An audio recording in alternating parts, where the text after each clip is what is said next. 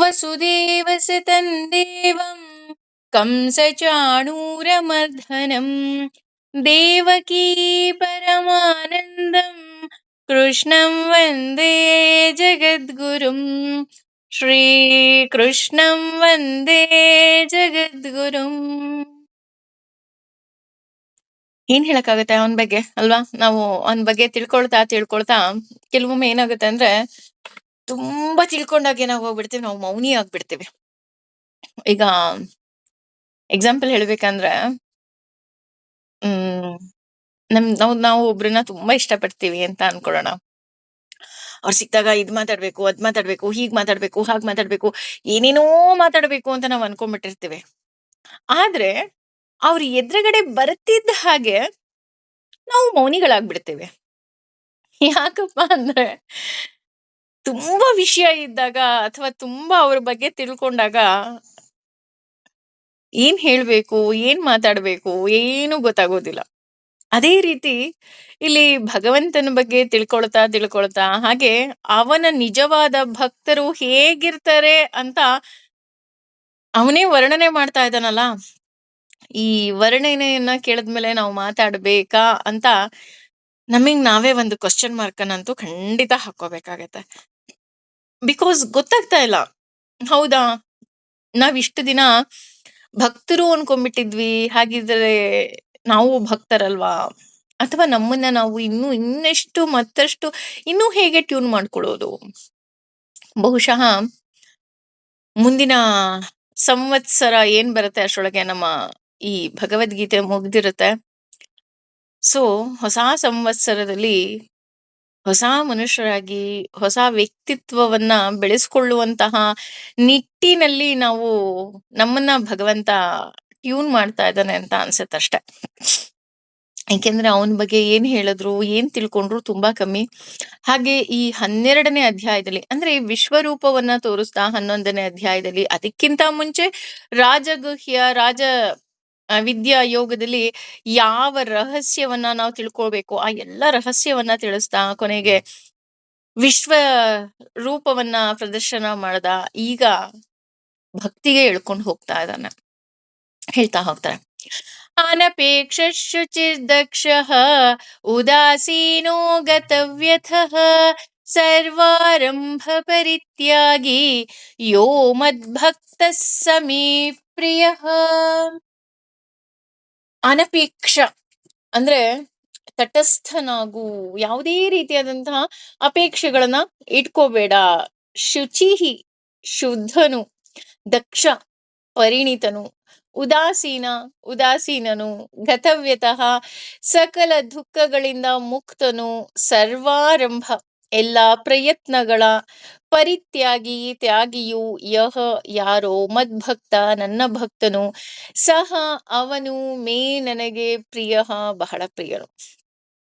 ಅದೇ ಹೇಳ್ತೀವಲ್ಲ, ಈ ಯೋ ಮದ್ಭಕ್ತ ಸಮೇ ಪ್ರಿಯ ಅಂದ ತಕ್ಷಣ ನಮ್ ಹೊಟ್ಟೆಲೆಲ್ಲ ಗುಳ ಗುಳ ಗುಳ ಗುಳ ಗುಳ ಗುಳ ಆಗ್ಲಿಕ್ಕೆ ಶುರು ಆಗತ್ತಪ್ಪ.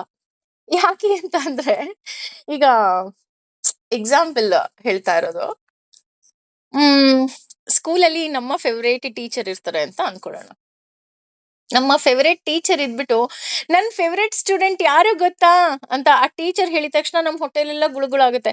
ಅಯ್ಯೋ ನನ್ ಹೆಸರು ತಗೋಬೇಕು, ಅಯ್ಯೋ ಬಿಕಾಸ್ ನಾನು ಅವ್ರನ್ನ ಫೇವ್ರೇಟ್ ಅನ್ಕೊಂಡ್ಬಿಟ್ಟಿದೀನಿ ಅಲ್ವಾ, ಅವರು ನನ್ನನ್ನ ಫೇವ್ರೇಟ್ ಅನ್ಕೋಬೇಕು ಅನ್ನೋದು ನಮ್ಮೆಲ್ಲರ ಮನಸ್ಸಿನಲ್ಲಿ. ಉದಾಹರಣೆ ಮನೇಲೂ ಅಷ್ಟೇ ಅಲ್ವಾ, ಈ ಮಕ್ಳು ಚಿಕ್ಕವರಿದ್ದಾಗ ಕೇಳ್ತಾ ಹೋಗ್ತೀವಿ, ನಿಂಗೆ ಯಾರ್ ಫೇವ್ರೇಟು, ಅಪ್ಪ ಫೇವ್ರೇಟಾ, ಅಮ್ಮ ಫೇವ್ರೇಟಾ ಅಂತ. ಯಾಕೆ ಅಂದ್ರೆ ಅದ್ ಹೇಳ್ಬೇಕು, ನಂಗೆ ಅಮ್ಮ ಫೇವ್ರೇಟ್ ಅಂತ. ಆಗ ನಾವು ಖುಷಿ ಆಗ್ಬೇಕು, ವಿ ಫೀಲ್ ಸೋ ಹ್ಯಾಪಿ. ನಮಗ್ ಇನ್ನೇನು ಯಾವ್ದೋ ಒಂದು ಕ್ರೌನ್ ಬರೋದ್ ಬೇಡ, ನಮ್ಗೆ ಕಿರೀಟ ತೊಡ್ಸೋದ್ ಬೇಡವೇ ಬೇಡ. ಆ ಮಗು ನನಗ್ ಅಮ್ಮ ಫೇವ್ರೇಟ್ ಅಂತ ಅಂದ್ಬಿಟ್ರೆ ಸಾಕು, ವಿ ಆರ್ ಸೋ ಹ್ಯಾಪಿ ಅಲ್ವಾ? ಎಷ್ಟೋ ಜನ ತಾಯಂದ್ರಿಗೆ ಆ ಆಸೆ ಇರುತ್ತೆ, ನನ್ ಮಗಳು ಅಂದ್ರೆ ಅಮ್ಮನ್ ಫೇವ್ರೇಟ್ ಅನ್ಬೇಕು ಅಂತ. ಅದೇ ರೀತಿ ಭಕ್ತನಾದವ್ರಿಗೂ ಇರುತ್ತೆ, ಕೃಷ್ಣ ನನ್ನನ್ನ ಫೇವ್ರೇಟ್ ಅನ್ಬಾರ್ದಾ ಅಲ್ವಾ? ಯಾರಿಗೆಲ್ಲ ಆಸೆ ಕೃಷ್ಣ ನನ್ನನ್ನ ಫೇವ್ರೇಟ್ ಅನ್ಬೇಕು, ಈಸ್ ಮೈ ಭಕ್ತ ಅನ್ಬೇಕು. ಹೌದು, ಇಲ್ಲಿ ಹೇಳ್ತಾ ಇದ್ದಾನೆ. ಆದ್ರೆ ಯಾರನ್ನ ಅವನು ಫೇವ್ರೇಟ್ ಅಂತ ಇದ್ದಾನಪ್ಪ ಅಂದ್ರೆ ಅನಪೇಕ್ಷ. ಅನಪೇಕ್ಷ ಅಂದ್ರೆ ತಟಸ್ಥನಾಗು, ತಟಸ್ಥನಾಗು ಅಂದ್ರೆ ಅರ್ಥ ಏನು? ಏನು ಕೆಲಸ ಮಾಡ್ಬಾರ್ದಾ? ಈ ನಾವು ಚಿಕ್ಕ ಮಕ್ಳಿದ್ದಾಗ ಆಟ ಆಡ್ತಾ ಇದ್ವಿ, ನೆನ್ಪಿದ್ಯಾ? ಸ್ಟ್ಯಾಚ್ಯೂ ಅಂತ ಅಂದ ತಕ್ಷಣ ನಾವ್ ಯಾವ ಸಿಚುವೇಶನ್ ಅಲ್ಲಿ ಇರ್ತೀವೋ ಹಂಗೆ ಸ್ಟ್ಯಾಚ್ಯೂಗಳಾಗ್ಬಿಡ್ಬೇಕು. ಅವ್ರು ರಿಲೀಸ್ ಅನ್ನೋವರೆಗೂ ನಾವು ಹಾಗೆ ಇರ್ಬೇಕು. ಹಾಗಿರ್ಬೇಕಾ ತಟಸ್ಥರು? ಇಲ್ಲ. ನೋಡಿ, ಇಲ್ಲಿ ಭಗವಂತ ಎಷ್ಟು ಸುಂದರವಾಗಿ ಹೇಳ್ತಾ ಹೋಗ್ತಾನೆ ಅಂತ ಅಂದ್ರೆ, ನಿನ್ನ ಕರ್ಮವನ್ನ ಮಾಡ್ಬೇಕು. ನೋಡಿ, ಅಂದ್ರೆ ಟಾಸ್ಕ್ ಹೆಂಗಿದೆ ಅಂದ್ರೆ, ನಿನಗೆ ಏನೇನ್ ಕೆಲಸ ಕೊಟ್ಟಿದ್ದಾನೆ, ನಿನ್ನ ವರ್ಣಾಶ್ರಮಕ್ಕೆ ಯಾವ್ಯಾವ ಕೆಲಸ ಕೊಟ್ಟಿದ್ದಾನೆ, ಆ ಕೆಲಸವನ್ನ ನೀನ್ ಮಾಡ್ಲೇಬೇಕು. That is your duty, you have to. ಆದ್ರೆ ಅನಪೇಕ್ಷೆಗಳು ಇರಬಾರ್ದು. ಅಂದ್ರೆ ಏನನ್ನೂ ಬಯಸಬಾರ್ದು. ಇವ್ರು ನನ್ನನ್ನ ಬೆಸ್ಟ್ ಅಂತ ಅನ್ಲಿ ಅಂತನೂ ನಾವು ಅನ್ಕೋಬಾರ್ದು. ತಟಸ್ಥ ಅಂದ್ರೆ ನಿನ್ನ ದೈಹಿಕವಾಗಿ ತಟಸ್ಥನಾಗು ಅಂತ ಅಲ್ಲ, ನೀನು ಮಾನಸಿಕವಾಗಿ ತಟಸ್ಥನಾಗು. ಯಾವುದೇ ರೀತಿಯಾದಂತಹ ಆಸೆ ಆಕಾಂಕ್ಷೆಗಳು ಇರಬಾರದು. ಪ್ರತಿಯೊಬ್ಬ ತಂದೆ ತಾಯಿಯೂ ಅಷ್ಟೆ, ನಮ್ಮಪ್ಪ ಅಮ್ಮ ಇರಬಹುದು ಅಥವಾ ನೀವುಗಳಿರಬಹುದು ಅಥವಾ ಎಲ್ಲಾ ಅಪ್ಪ ಅಮ್ಮಂದ್ರು ಇರ್ಬೋದು. ಏಕೆಂದ್ರೆ ಇಲ್ಲಿ ಅಪ್ಪ ಅಮ್ಮಂದ್ರು ಕೇಳಿಸ್ಕೊಳ್ತಿದ್ರ, ಹಾಗಾಗಿ ಹೇಳ್ತಾ ಇರೋದು. ಅಪ್ಪ ಅಮ್ಮ ಎಷ್ಟೆಲ್ಲಾ ಮಾಡ್ತಾರೆ, ಪ್ರತಿಯೊಬ್ಬರು ಅಪ್ಪ ಅಮ್ಮಂದ್ರು ಸಹ ಅವ್ರಿಗೆ ಒಂದೇ ಬಯಕೆ, ನಮ್ಮ ಶಕ್ತಿ ಮೀರಿ ಮಕ್ಕಳನ್ನ ಬೆಳೆಸ್ಬೇಕು ಅಂತ ಅಲ್ವಾ? ಪ್ರತಿಯೊಬ್ಬರಿಗೂ ಆಸೆ ಇರುತ್ತೆ, ಅವರವರ ಶಕ್ತಿ ಮೀರಿ ಮಕ್ಕಳನ್ನ ಬೆಳೆಸ್ತಾ ಹೋಗ್ತಾರೆ. ಯಾಕೆ ಬೆಳೆಸ್ತಾರೆ ಅಂತ ಅಂದ್ರೆ, ಆ ಮಕ್ಕಳಿಂದ ಅವರಿಗೆ ಯಾವುದೇ ರೀತಿಯಾದಂತಹ ಆಕಾಂಕ್ಷೆಗಳು ಇರುವುದಿಲ್ಲ. ಅಂದ್ರೆ ನಮ್ಮ ಕರ್ತವ್ಯಗಳನ್ನ ನಾವು ಮಾಡಬೇಕು, ಆದ್ರೆ ಯಾವುದೇ ರೀತಿಯಾದಂತಹ ಬಯಕೆಗಳು ಒಳಗಿನಿಂದ ಇರಬಾರ್ದು. ನಾ ಹೇಳದ್ನಲ್ಲ, ಅಮ್ಮ ಫೇವ್ರೇಟ್, ಅಪ್ಪ ಫೇವ್ರೇಟ್, ಇಲ್ಲ ಅದೂ ಬೇಡ. ಅಷ್ಟೇ ಅಲ್ಲ, ಆದ್ರೆ ಒಂದು ಬಯಕೆ ಇರಬೇಕು. ಅದು ಯಾವ್ದಪ್ಪ ಅಂದ್ರೆ, ಭಗವಂತ ನೀನೇ ಬೇಕು ಅನ್ನುವಂತಹ ಬಯಕೆ. ಅಂದ್ರೆ ಅಮ್ಮನ ಮೇಲೆ ಮಕ್ಕಳಿಗೆ ಎಷ್ಟು ನಂಬಿಕೆ ಇರುತ್ತೆ ಅಂತ ಅಂದ್ರೆ, ಕಹಿಯಾದ ಔಷಧಿಯನ್ನ ಕೊಟ್ಟರೂ ಸಹ ಹುಷಾರಿಲ್ಲ ಅಂತ ಅಂದಾಗ ಮಕ್ಕಳಿಗೆ ಕುಡಿಸ್ಬೇಕಾದ್ರೆ ಅಪ್ಪನಿಗೆ ಕುಡ್ಸ್ಲಿಕ್ಕೆ ಆಗೋದಿಲ್ಲ, ಅಮ್ಮನಿಗೆ ಕೊಡ್ತಾಳೆ. ಯಾಕೆಂದ್ರೆ, ಅಮ್ಮ ನೀನ್ ಕುಡ್ಸು, ನಿನಗ್ ಗೊತ್ತು, ನೀನ್ ಹೇಗೋ ಉಪಾಯ ಮಾಡಿ ಕುಡಿಸ್ತೀಯಾ ಅಲ್ವಾ? ಅಷ್ಟೇ ಅಲ್ಲ, ಹಿರಣ್ಯ ಕಶುಭುವು ಸಹ ಪ್ರಹ್ಲಾದನಿಗೆ ವಿಷವನ್ನ ಕೊಡ್ಬೇಕಾದ್ರೆ ತಾನು ಕೊಡ್ಲಿಲ್ಲ, ತನ್ನ ಪತ್ನಿಯ ಕೈಲಿ ಕೊಡಿಸ್ತಾನೆ.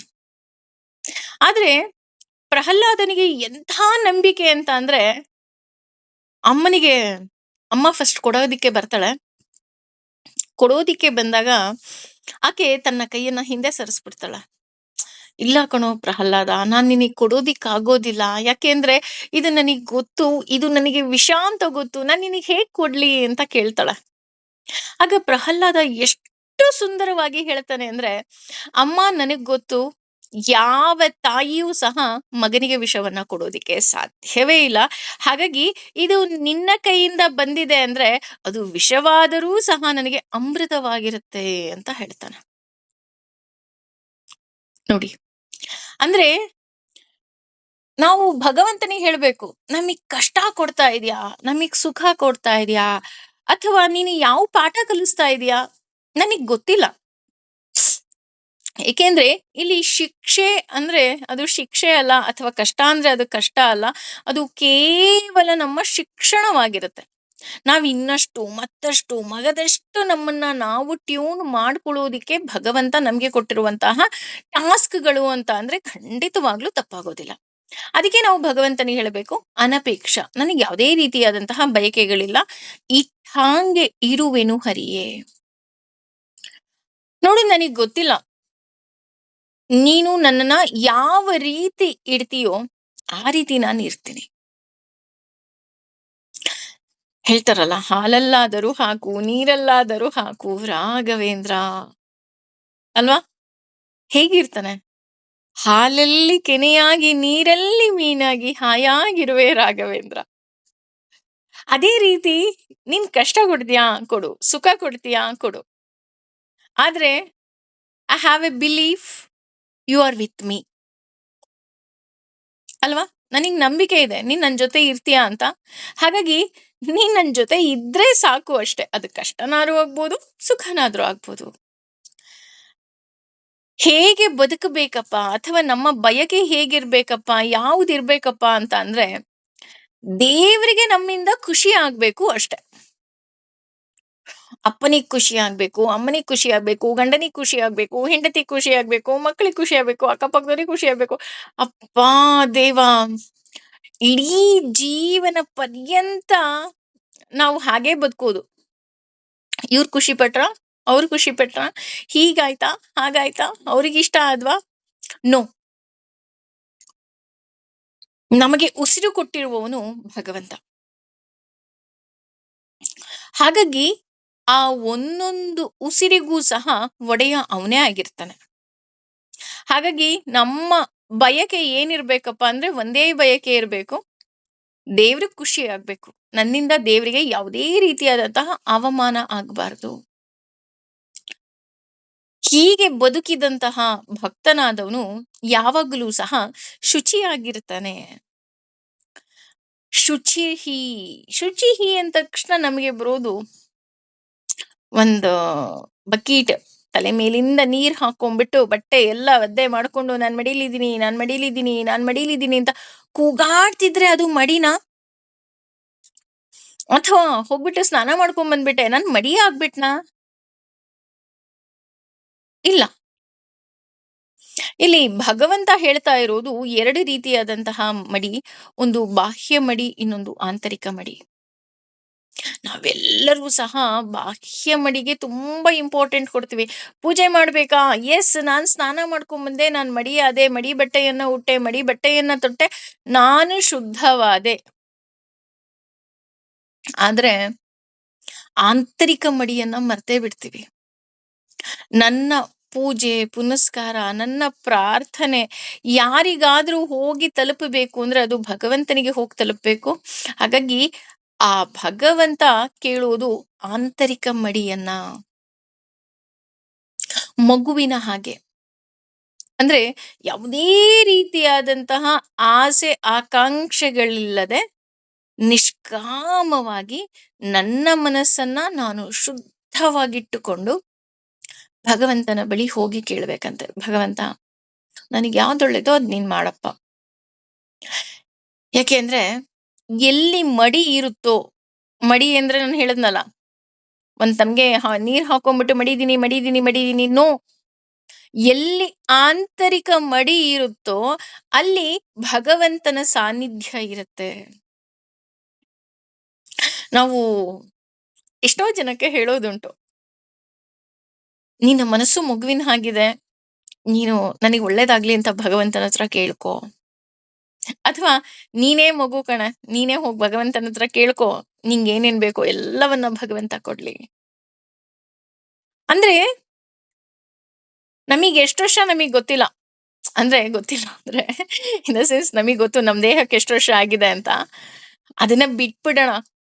ಆಂತರಿಕವಾಗಿ ನಮ್ಮ ಮನಸ್ಸು ಏನಿದೆ ಅದು ಮಗುವಿನ ಹಾಗಿರ್ಬೇಕು. ಮಗುಗೆ ಯಾರಿಗೂ ಹೊಡಿಬೇಕು, ಯಾರಿಗೂ ಬೈಬೇಕು, ಯಾರಿಗೂ ದ್ವೇಷ ಮಾಡ್ಬೇಕು, ಯಾರಿಗೋ ನಾಟಕ ಮಾಡ್ಬೇಕು, ಇದೆಲ್ಲ ಗೊತ್ತಿರುತ್ತಾ? ಗೊತ್ತಿರಲ್ಲ ಅಲ್ವಾ? ಅದು ಒಂಥರ ನಿರ್ಲಿಪ್ತ ಅಂತ ಹೇಳ್ತಾ ಹೋಗ್ತಾರೆ. ಅದಕ್ಕೇನು ಗೊತ್ತಿಲ್ಲ ಅದಕ್ಕೆ. ಮುಗ್ಧವಾಗಿರುತ್ತೆ. ಹಾಗೆ ನಮ್ಮ ಈ ಮನಸ್ಸನ್ನ ನಾವು ಮುಗ್ಧವಾಗಿ ಇಟ್ಕೋಬೇಕು, ಮಡಿಯಾಗಿ ಇಟ್ಕೋಬೇಕು. ಅಂದ್ರೆ ಮಡಿ ಅಂದ್ರೆ ಅರ್ಥ ಏನು? ಯಾವುದೇ ರೀತಿಯಾದಂತಹ ಪರಿಮಳವೂ ಬರಬಾರ್ದು, ಯಾವುದೇ ರೀತಿಯಾದಂತಹ ದುರ್ಗಂಧವೂ ಬರಬಾರ್ದು. ಅದು ಮಡಿ. ಯೂಶಲಿ ಮಡಿ ಬಟ್ಟೆ ಅಂತ ನಾವೇನು ಒಣಗ್ ಹಾಕ್ತಿವಿ, ಅದ್ ಹಾಗೇನೆ. ಬರೀ ಪ್ಲೈನ್ ವಾಟರ್ ಅಲ್ಲಿ ಒಗ್ದಿರೋ ಬಟ್ಟೆನ ಇನ್ನೊಮ್ಮೆ ನಾವು ಅದರಲ್ಲಿ ಅದ್ದಿ ಹಿಂಡಿ ಒಣ ಹಾಕ್ತಿವಿ. ಅದರಲ್ಲಿ ಯಾವುದು ಫ್ರೇಗ್ರೆನ್ಸು ಇರಲ್ಲ, ಯಾವುದು ಇದು ಇರೋದಿಲ್ಲ, ದುರ್ಗಂಧವೂ ಸಹ ಇರೋದಿಲ್ಲ. ಅದೇ ರೀತಿ ನಮ್ಮ ಮನಸ್ಸಿನಲ್ಲೂ ಅಷ್ಟೇ ಯಾವುದೇ ರೀತಿಯಾದಂತಹ ಆಸೆ ಆಕಾಂಕ್ಷೆಗಳು ಇರಬಾರ್ದು. ಹಾಗೇನೆ ಯಾವುದೇ ರೀತಿಯಾದಂತಹ ದ್ವೇಷವು ಅಸೂಯೆ ಸಹ ಇರಬಾರ್ದು.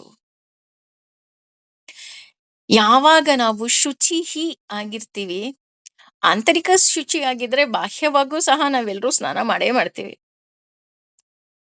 ಸ್ನಾನ ಮಾಡ್ಲಿಲ್ಲ ಅಂದ್ರೆ ಒಂದಿನ ಸ್ನಾನ ಮಾಡ್ಲಿಲ್ಲ ಅಂದ್ರೆ 2ನೇ ದಿನ ನಮ್ಮ ದೇಹನೇ ಓಡ್ಸುತ್ತೆ. ಅಯ್ಯೋ! ಥು ಬೆವರು ವಾಸನೆ ಅಪ್ಪ ಹೋಗ್ ಫಸ್ಟ್ ಸ್ನಾನ ಮಾಡು. ಆದ್ರೆ ಆಂತರಿಕ ಶುದ್ಧಿಯ ಬಗ್ಗೆ ನಾವು ಗಮನನೇ ಕೊಡೋದಿಲ್ಲ. ಸೊ, ಇಲ್ಲಿ ಭಗವಂತ ಹೇಳ್ತಾ ಇದ್ದಾನೆ, ಬಾಹ್ಯ ಶುದ್ಧಿಯಲ್ಲಿ ನಾನಿರ್ತೀನಿ ಅಲ್ಲ, ಆಂತರಿಕ ಶುದ್ಧಿಯಲ್ಲಿ ನಾನಿರ್ತೀನಿ. ಶುಚಿಹಿ. ಹಾಗೇನೆ ದಕ್ಷಃ ಅಂತ ಅಂದ್ರೆ ಒಳ್ಳೆ ಕೆಪಾಸಿಟಿ ಇರೋನು. ಒಳ್ಳೆ ಕೆಪಾಸಿಟಿ ಅಂದ್ರೆ ಏನು? ಯಾರ ಬಗ್ಗೆ ದೇವರು ದೇವರ ಬಗ್ಗೆ ನಾವು ಒಳ್ಳೇದ್ ಮಾಡ್ತಾ ಇರ್ತೀವಿ, ಆಗ ನಮಗೆ ಎಲ್ಲ ಕೆಲಸ ಮಾಡುವಂತಹ ದಕ್ಷತೆಯನ್ನ ಭಗವಂತನೇ ಕೊಡ್ತಾ ಹೋಗ್ತಾನೆ. ಬಿಕಾಸ್ ಹೇಗೆ ಅಮ್ಮನಿಗೆ ಯಾವ ಮಗುವಿಗೆ ಎಷ್ಟು ಭಾರ ಹೊರೋದಿಕ್ಕೆ ಸಾಧ್ಯ ಅಂತ ಗೊತ್ತಿದ್ದು ಆ ಚೀಲವನ್ನ ಕೊಡ್ತಾಳೋ, ಅದೇ ರೀತಿ ಭಗವಂತ ನಮ್ಮ ಜೀವನದಲ್ಲಿ ನಮಗೆ ಯಾವುದೇ ರೀತಿಯಾದಂತಹ ಕೆಲಸ ಕಾರ್ಯಗಳನ್ನ ಕರ್ಮಗಳನ್ನ ಕೊಟ್ಟಿದ್ರೂ ಸಹ ಅವನಿಗೆ ಗೊತ್ತು, he is capable to handle that work ಅಂತ. ಅದಕ್ಕೋಸ್ಕರ ನಮಗೆ ಕೊಡ್ತಾನೆ ವಿನಃ ಸುಮ್ನೆ ಯಾರಿಗೋ ಯಾವ್ದೋ ಕೆಲಸಗಳನ್ನ ಆತ ಕೊಡೋದೇ ಇಲ್ಲ. ಹಾಗಾಗಿ ಒಬ್ಬ ನಿಜವಾದ ಭಕ್ತ ಭಗವಂತ ಯಾವ ಕೆಲಸವನ್ನ ಕೊಡ್ತಾನೋ ಆ ಕೆಲಸವನ್ನ ತುಂಬಾ ಚೆನ್ನಾಗಿ ನಿಭಾಯಿಸಬಲ್ಲ. ಇದಕ್ಕೆ ಬೆಸ್ಟ್ ಎಕ್ಸಾಂಪಲ್ ಹೇಳ್ಬೇಕು ಅಂದ್ರೆ ಹೀಗೆ ಓದಿದಂತಹ ಸಾಲುಗಳು ತುಂಬಾ ಚೆನ್ನಾಗಿದೆ. ನಿನ್ನ ಜೀವನದಲ್ಲಿ ನಿನ್ನ ಪಾತ್ರವನ್ನ ನಿನಗಿಂತ ಚೆನ್ನಾಗಿ ನಿಭಾಯಿಸುವಂತಹ ವ್ಯಕ್ತಿ ಇನ್ನೊಬ್ಬರಿರೋದಿಕ್ಕೆ ಸಾಧ್ಯವೇ ಇಲ್ಲ. ನೋಡಿ ಎಷ್ಟು ಸುಂದರವಾಗಿದೆ. ಅಂದ್ರೆ ಈ ಜೀವನ ಅನ್ನೋದು ಏನು ಒಂದು ನಾಟಕ ರಂಗ ಅಂತ ಹೇಳ್ತೀವಿ, ಅದ್ರಲ್ಲಿ ನಮ್ಮ ಪಾತ್ರವನ್ನ ಬೇರೆ ಯಾರು ನಮ್ಗಿಂತ ಚೆನ್ನಾಗಿ ನಿಭಾಯಿಸಕ್ ಆಗಲ್ಲ ಕಣ್ರಿ. ಅವನಿಗೆ ಗೊತ್ತು ಯಾರು ಯಾವ ಪಾತ್ರವನ್ನ ತುಂಬಾ ಚೆನ್ನಾಗಿ ನಿಭಾಯಿಸ್ತಾರೆ ಅಂತ. ಅಂತಹವರಿಗೆ ಆ ಪಾತ್ರವನ್ನ ಕೊಟ್ಟಿದ್ದಾನೆ, ಅಂತಹವರಿಗೆ ಆ ಕರ್ಮಗಳನ್ನ ಕೊಟ್ಟಿದ್ದಾನೆ, ಅಂತಹವರಿಗೆ ಆ ದಕ್ಷತೆಯನ್ನು ಸಹ ಭಗವಂತ ಕೊಡ್ತಾ ಹೋಗ್ತಾನೆ. ನಿಮ್ಮ ಜಾಗದಲ್ಲಿ ಇದ್ಬಿಟ್ಟಿದ್ರೆ ನಾನು ಏನೋ ಮಾಡ್ಬಿಡ್ತಿದ್ದೆ, ಖಂಡಿತ ಏನೂ ಮಾಡಕ್ ಆಗ್ತಿರ್ಲಿಲ್ಲ. ನೀನು ಆ ಜಾಗದಲ್ಲಿ ಇರೋದಿಕ್ಕೆ ನಿನ್ನ ಎಲ್ಲ ಕಷ್ಟ ಕಾರ್ಪಣ್ಯ, ನೋವು, ನಲಿವು, ಸುಖ, ದುಃಖ ಅಥವಾ ನಿನ್ನ ಮನೆ, ನಿನ್ನ ಪರಿಸ್ಥಿತಿ ಈ ಎಲ್ಲವನ್ನ ನೀನು ಚೆನ್ನಾಗಿ ನಿಭಾಯಿಸ್ತಿದ್ಯೇ ವಿನಃ ನಿನ್ನ ಜಾಗದಲ್ಲಿ ಬೇರೆ ಯಾರೇ ಇದ್ರೂ ಅದನ್ನ ನಿಭಾಯಿಸೋದಿಕ್ ಆಗ್ತಾ ಇರ್ಲಿಲ್ಲ. ಅದು ನಮಿಗಿಂತ ಚೆನ್ನಾಗಿ ಭಗವಂತನಿಗೆ ಗೊತ್ತು. ಅದಕ್ಕೆ ನಿನಗೆ ಆ ಪಾತ್ರವನ್ನ ಕೊಟ್ಟಿದ್ದಾನೆ.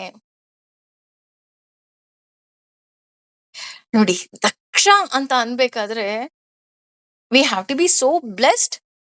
ಭಗವಂತ ನಮಗೆ ಯಾವ ಪಾತ್ರವನ್ನ ನಿಭಾಯಿಸ್ಬೇಕು, ಹೇಗೆ ನಿಭಾಯಿಸ್ಬೇಕು, ಯಾವ ರೀತಿ ಸ್ಕ್ರಿಪ್ಟ್ ಬೇಕು, ಯಾವ ರೀತಿ ಕಾಸ್ಟ್ಯೂಮ್ ಬೇಕು, ಎಲ್ಲವನ್ನ ಅವನು ತುಂಬಾ ಚೆನ್ನಾಗಿ ನಿರ್ಧಾರ ಮಾಡಿದ್ದಾನೆ.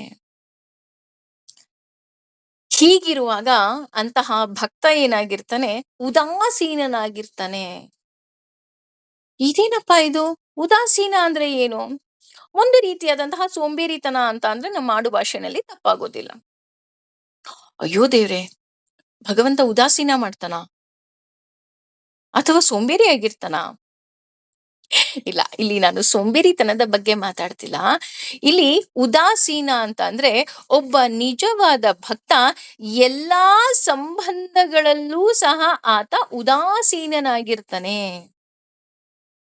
ಭಗವಂತ ಒಬ್ಬನನ್ನ ಬಿಟ್ಟು, ಭಗವಂತ ಒಬ್ಬನೇ ನನ್ನವನು ಅನ್ನುವಂತಹ ಮನಸ್ಥಿತಿಯಲ್ಲಿ ಇಟ್ಕೊಂಡು ಉಳಿದ ಎಲ್ಲ ಸಹ ಪ್ರಯಾಣಿಕರ ಜೊತೆ, ಸಹ ಪಾತ್ರದ ಜೊತೆ ಉದಾಸೀನನಾಗಿರ್ತಾನೆ. ಅಂದ್ರೆ ಅರ್ಥ, ಯಾರನ್ನು ಆತ ಹೆಚ್ಚು ಹಚ್ಕೊಳ್ಳೋದಿಲ್ಲ. ಇವ್ರು ನನ್ನವರು ಅಂತಾನೂ ತುಂಬಾ ಹಚ್ಕೊಳ್ಳಲ್ಲ, ಅಥವಾ ಇವ್ರು ನನ್ನವರಲ್ಲ ಅಂತ ದೂರನೂ ಮಾಡೋದಿಲ್ಲ. ಉದಾಸೀನ. ಭಗವಂತ ಇದ್ದಾನೆ, ಅವನ್ ಮಾಡ್ತಾನೆ, ಅವನ್ ನೋಡ್ತಾನೆ, ನನ್ ಕರ್ತವ್ಯ ನಾನ್ ಮಾಡ್ತೀನಿ.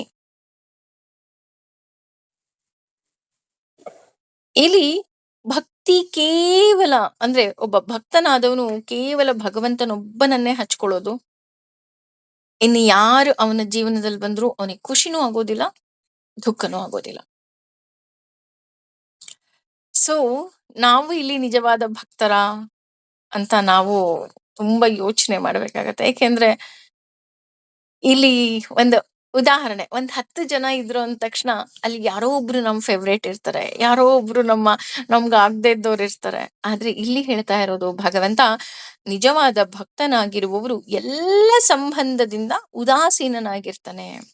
ಆತ ಯಾರನ್ನೂ ಸಹ ಹಚ್ಕೊಳ್ಳೋದಿಲ್ಲ, ಹಚ್ಕೋಬಾರ್ದು ಅಂತ ಹೇಳ್ತಾ ಹೋಗ್ತಾನೆ. ಸೊ ನಮ್ಮ ಪಾತ್ರವನ್ನ ಜಸ್ಟ್ ಮಾಡ್ಬೇಕು, ಮುಗಿಸ್ಬೇಕು, ಹೋಗ್ತಾ ಇರ್ಬೇಕು, ಅಷ್ಟೇನೆ. ಗತವ್ಯತಃ, ಗತ ಅಂತ ಅಂದ್ರೆ ದುಃಖ ಅಂತ. ಅವನು ಯಾವುದಕ್ಕೂ ದುಃಖನೂ ಪಡೋದಿಲ್ಲ, ವ್ಯಥೆಯನ್ನು ಪಡೋದಿಲ್ಲ. ಇಲ್ಲಿ ದುಃಖ ಮತ್ತೆ ವ್ಯಥೆ ಎರಡೂ ಒಂದೇ ಅಲ್ವಾ ಅಂತಂದ್ರೆ, ದುಃಖ ಅಂದ್ರೆ ನೋವಾಗೋದು, ಬೇಜಾರಾಗೋದು. ವ್ಯಥೆ ಅಂದ್ರೆ ಕೊರ್ಗೋದು. ಅಯ್ಯೋ ಹೀಗಾಗೋಯ್ತು, ಅಯ್ಯೋ ಹೀಗಾಗೋಯ್ತು, ಅಯ್ಯೋ ಹೀಗಾಗೋಯ್ತು, ಹೀಗಾಗ್ಬಾರ್ದಾಗಿತ್ತು. ಮದುವೆಯಾಗಿ 50 ವರ್ಷ ಆದ್ರೂನು ನಾನ್ ಈ ವ್ಯಕ್ತಿನ ಮದುವೆ ಆಗ್ಬಾರ್ದಾಗಿತ್ತು.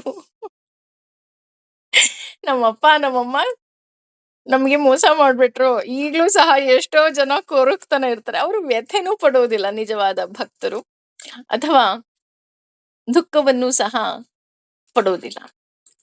ಯಾಕೆ ನಿಜವಾದ ಭಕ್ತ ಒಂದು ವ್ಯಥೆಯನ್ನ, ಒಂದು ದುಃಖವನ್ನ ಪಡೋದಿಲ್ಲ ಅಂದ್ರೆ, ಗತವ್ಯಥ ಯಾಕೆ ಪಡೋದಿಲ್ಲ ಅಂತ ನೋಡೋದಿದ್ರೆ, ಅವನಿಗೆ ಗೊತ್ತಿರುತ್ತೆ ನನ್ನ ನಿಜವಾದ ಸ್ಟ್ರೆಂತ್ ನನ್ನ ಭಗವಂತ. ಹಾಗಾಗಿ ಭಗವಂತನ ಬಗ್ಗೆ ಅವನಿಗೆ ತುಂಬಾ ಭರವಸೆ ಇರುತ್ತೆ. 100% ಭಗವಂತನ ಮೇಲೆ ನಂಬಿಕೆ ಇಲ್ಲ, ಭಗವಂತ ಬಂದೇ ಬರ್ತಾನೆ, ಎಲ್ಲವನ್ನ ಸರಿ ಮಾಡ್ತಾನೆ ಅನ್ನುವಂತಹ ದೃಢ ಸಂಕಲ್ಪವನ್ನ, ದೃಢ ನಿರ್ಧಾರವನ್ನ ಒಬ್ಬ ನಿಜವಾದ ಭಕ್ತ ಹೊಂದಿರ್ತಾನೆ. ಸರ್ವಾರಂಭ ಪರಿತ್ಯಾಗಿ, ಎಲ್ಲವುದರಿಂದ ಆತ ಪರಿತ್ಯಾಗಿಯನ್ನ ಮಾಡ್ಬಿಟ್ಟಿರ್ತಾನೆ. ಅಂದ್ರೆ ಸರ್ವ ಆರಂಭ ಅಂದ್ರೆ ಯಾವುದೇ ಕೆಲಸ ಇರ್ಬೋದು, ಯಾವುದೇ ಕಾರ್ಯ ಇರ್ಬೋದು, ಅವನು ಮಾಡುವುದು ಒಂದೇ ವಿಷಯಕ್ಕೆ, ದೇವರ ಪ್ರೀತಿಗಾಗಿ ಆತ ಕೆಲಸ ಮಾಡ್ತಾನೆ ವಿನಃ ಅವ್ರು ಸಂಬಳ ಕೊಡ್ತಾರೆ ಅಂತನೋ, ಅವ್ರು ಯಾರೋ ಹೊಗಳ್ತಾರೆ ಅಂತನೋ, ಅಥವಾ ಯಾರಿಗೋ ಇಷ್ಟ ಅಂತನೋ, ಯಾರಿಗೋ ಇಷ್ಟ ಇಲ್ಲ ಅಂತನೋ ಆ ರೀತಿ ಆತ ಕೆಲಸಗಳನ್ನ ಮಾಡುವುದಿಲ್ಲ. ನಾ ಹೇಳದ್ನಲ್ಲ, ಆಸ್ ಎ ಹೌಸ್ ವೈಫ್, ಒಬ್ಬ ಗೃಹಿಣಿಯಾಗಿ ಮನೆಯಲ್ಲಿ ಏನೆಲ್ಲ ಕೆಲಸ ಕಾರ್ಯಗಳನ್ನ ಮಾಡ್ಬೇಕೋ ಎಲ್ಲವನ್ನ ಬಹಳ ಅಚ್ಚುಕಟ್ಟಾಗಿ ವಿತ್ 100% ಎಫರ್ಟ್ ನಾವು ಮಾಡ್ಬೇಕಾಗತ್ತೆ. ಯಾಕೆ ಅಂದ್ರೆ ಮನೆಯವ್ರು ಇಷ್ಟಪಡ್ಲಿ ಅಂತ ಅಲ್ಲ. ದಕ್ಷಃ ಅಂತ ಅನ್ಬೇಕಾರೆ ನನ್ನ ಪಾತ್ರವನ್ನ ನಾನು ತುಂಬಾ ಚೆನ್ನಾಗಿ ನಿಭಾಯಿಸ್ತೀನಿ, ಅದಕ್ಕೆ ಭಗವಂತ ಈ ಪಾತ್ರವನ್ನ ಕೊಟ್ಟಿದ್ದಾನೆ. ಹಾಗಾಗಿ ನನ್ನ ಎಲ್ಲ ಕೆಲಸ ಕಾರ್ಯಗಳನ್ನ ಭಗವಂತನ ಪ್ರೀತಿಗಾಗಿ ನಾನು ಮಾಡ್ತೀನಿ. ರಾತ್ರಿ ಮಲ್ಕೋಬೇಕಾರೆ ಸರ್ವಂ ಶ್ರೀ ಕೃಷ್ಣಾರ್ಪಣಮಸ್ತು ಹೇಳಿದ್ವಲ್ಲ. ರಾತ್ರಿ ಮಲ್ಕೊಂಡಾಗ ನಮಗ್ ಯಾವುದೇ ರೀತಿಯಾದಂತಹ ರಿಗ್ರೆಟ್ಸ್ ಇರಬಾರ್ದು ಕಣ್ರಿ. ಯಾಕೆ ಅಂತ ಅಂದ್ರೆ, ಗೊತ್ತಿಲ್ಲ, ನಾನ್ ಬೆಳಗ್ಗೆ ಎದ್ದೇಳಲ್ವಾ? ಎಷ್ಟ್ ಚೆನ್ನಾಗ್ ಗೊತ್ತು, ನಾನ್ ಬೆಳಗ್ಗೆ ಎದ್ದೇಳ್ತೀನಿ, ಬಂದೇ ಬರ್ತೀನಿ, ಹೋಗೇ ಹೋಗ್ತೀನಿ. ಗೊತ್ತಾ ಯಾರಿಗಾರು? ಇದಕ್ಕೆ ಬೆಸ್ಟ್ ಎಕ್ಸಾಂಪಲ್ ಅಂತ ಅಂದ್ರೆ, ಕುರುಕ್ಷೇತ್ರ ಯುದ್ಧ ಆಗ್ತಾ ಇರತ್ತೆ. ಯುದ್ಧ ಆಗ್ಬೇಕಾದ್ರೆ ಒಬ್ಬ ಬಂದು ದಾನವನ್ನ ಕೇಳ್ತಾನೆ. ಆಗ ಧರ್ಮರಾಜ ತುಂಬಾ ಸುಸ್ತಾಗ್ಬಿಟ್ಟಿರ್ತಾನೆ. ತುಂಬಾ ಸುಸ್ತಾಗಿದ ತಕ್ಷಣ ಅವನ್ ಹೇಳ್ತಾನೆ, ದಯವಿಟ್ಟು ಬೆಳಗ್ಗೆ ಬಾ, ನಾನ್ ನಿನಗ್ ಕೊಟ್ಟೇ ಕೊಡ್ತೀನಿ ಅಂತ ಹೇಳ್ತಾನೆ. ಇದನ್ ಕೇಳಿದ ತಕ್ಷಣ ಭೀಮ ಹೋಗಿ ಡಂಗೂರ ತಂದು ಜೋರಾಗಿ ಬಾರಿಸ್ತಾನಂತೆ. ಧರ್ಮರಾಜನಿಗೆ ಆಶ್ಚರ್ಯ ಆಗ್ಬಿಡುತ್ತೆ, ಇದೇನಿದು, ಅವನೇನೋ ಕೇಳ್ದ, ನಾನ್ ಬೆಳಗ್ಗೆ ಕೊಡ್ತೀನಿ ಬಾ ಅಂತ ಅಂದೆ, ಇವನ್ ಯಾಕೆ ಇಷ್ಟೊಂದು ಡಂಗೂರವನ್ನ ಸಾರ್ತಾ ಇದ್ದಾನೆ, ಏನಾಯ್ತು ಅಂತ ಅಂದಾಗ ಭೀಮ ಹೇಳ್ತಾನೆ, ನಿನಗೆ ನಾಳೆ ಏನಾಗುತ್ತೆ ಅಂತಾನೆ ಗೊತ್ತಿದೆ ಅಂದ್ರೆ ನೀನು ತ್ರಿಕಾಲ ಜ್ಞಾನಿ ಆಗ್ಬಿಟ್ಟೆ ಅಲ್ವಾ ಅಂತ. ಅಂದ್ರೆ ನಾಳೆ ಮಾಡ್ತೀವಿ ಅನ್ನೋ ಹೋಪ್ ಇರ್ಬೇಕು, ಹೋಪ್ ಇರಬಾರ್ದು ಅಂತ ಅಲ್ಲ, ಆದ್ರೆ ಮಾಡೇ ಮಾಡ್ತೀನಿ ಅನ್ನೋ ಅಹಂಕಾರ ಇರಬಾರ್ದು. ಯಾಕೆ ಅಂದ್ರೆ ನಮಗ್ ಗೊತ್ತಿಲ್ಲ ನಾಳೆ ನಾನು ಇರ್ತೀನ, ನಾಳೆ ಇರಲ್ವಾ, ಭಗವಂತ ನನಗೆ ಇನ್ನೊಂದ್ ದಿನ ಅವಕಾಶ ಕೊಟ್ಟಿದಾನ, ಅವಕಾಶ ಕೊಟ್ಟಿಲ್ವಾ, ಅವಕಾಶ ಕಿತ್ಕೊಂಡ್ಬಿಟ್ಟಿದಾನ, ವಿ ಡೋಂಟ್ ನೋ. ಅದಕ್ಕೆ ಹೇಳಿದ್ದು, ನಾನು ರಾತ್ರಿ ಮಲ್ಕೊಂಡಾಗ ನನಗೇನೋ ರಿಗ್ರೆಟ್ಸ್ ಇರಬಾರ್ದು. ಬಿಕಾಸ್ ನಾನು ಅಕಸ್ಮಾತ್ ಎದ್ದೇಳದೆ ಏನಾದ್ರು ನನ್ ಭಗವಂತನ ಹತ್ರ ಹೋದೆ ಅಂದ್ರೆ ನಾನು ಅವನಿಗೆ ಹೇಳ್ಬೇಕು, ನೀನ್ ಕೊಟ್ಟಂತಹ ಪಾತ್ರವನ್ನ ನಾನು ಸೂಪರ್ ಆಗಿ ನಿಭಾಯಿಸಿದೀನಿ, ನೀನ್ ಅದಕ್ಕೆ ಎಷ್ಟು ಮಾರ್ಕ್ಸ್ ಕೊಡ್ತೀಯೋ ಕೊಡು, ನನ್ನ ಪ್ರಕಾರ ಅದಕ್ಕೆ 100 ಔಟ್ ಆಫ್ 100. ಇದು ಅಹಂಕಾರ ಅಲ್ಲ. ನೋಡಿ, ಯಾಕೆ ನಾನು ಈ ಮಾತು ಹೇಳ್ತಾ ಇದ್ದೀನಿ ಅಂದ್ರೆ, ನಾನು ಎಲ್ಲ ಕೆಲಸವನ್ನ ಭಗವಂತನ ಪ್ರೀತಿಗಾಗಿ ನಾನು ಮಾಡ್ದೆ ಅಂತ ಅಂದ್ರೆ, ಅಲ್ಲಿ ನನಗೆ ಅಹಂಕಾರ ಬರೋದಿಕ್ಕೆ ಸಾಧ್ಯನೇ ಇಲ್ಲ. ಹಾಗಾಗಿ ಸರ್ವಂ ಶ್ರೀ ಕೃಷ್ಣಾರ್ಪಣಮಸ್ತು. ಭಗವಂತ ನೋಡು, ಇವತ್ತು ನನಗೆ ಬೆಳಗ್ಗೆ ಎಬ್ಬಿಸ್ದೆ, ರಾತ್ರಿವರೆಗೂ ನನಗೆ ಇಷ್ಟು ಅವಕಾಶ ಕೊಟ್ಟೆ, ನಾನು ಇಷ್ಟು ಕೆಲಸವನ್ನ ಮಾಡಿದ್ದೀನಿ. ಸರ್ವಂ ಶ್ರೀ ಕೃಷ್ಣಾರ್ಪಣ. ಬೆಳಗ್ಗೆ ಅಂದ್ರೆ ರಾತ್ರಿ ಮಲಗದೆ ಬೆಳಗ್ಗೆ ಎದ್ನ ಅಪ್ಪ, ಇನ್ನೊಂದ್ ದಿನ ನನಗ್ ಗಿಫ್ಟ್ ಅಷ್ಟೇ. ಎಸ್, ನೀನ್ ಏನ್ ಕೆಲ್ಸ ಕೊಡ್ತೀಯ ಹೇಳು, ನಾನ್ ಮಾಡ್ಕೊಂಡು ಹೋಗ್ತೀನಿ. ಆ ರೀತಿ ಎಲ್ಲ ಕೆಲಸವನ್ನ ದೇವರ ಪ್ರೀತಿಗಾಗಿ ಮಾಡಬೇಕು.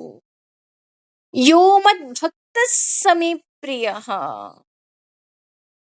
ಅಂತಹವನು ನನ್ನ ಭಕ್ತನಾಗಿರ್ತಾನೆ.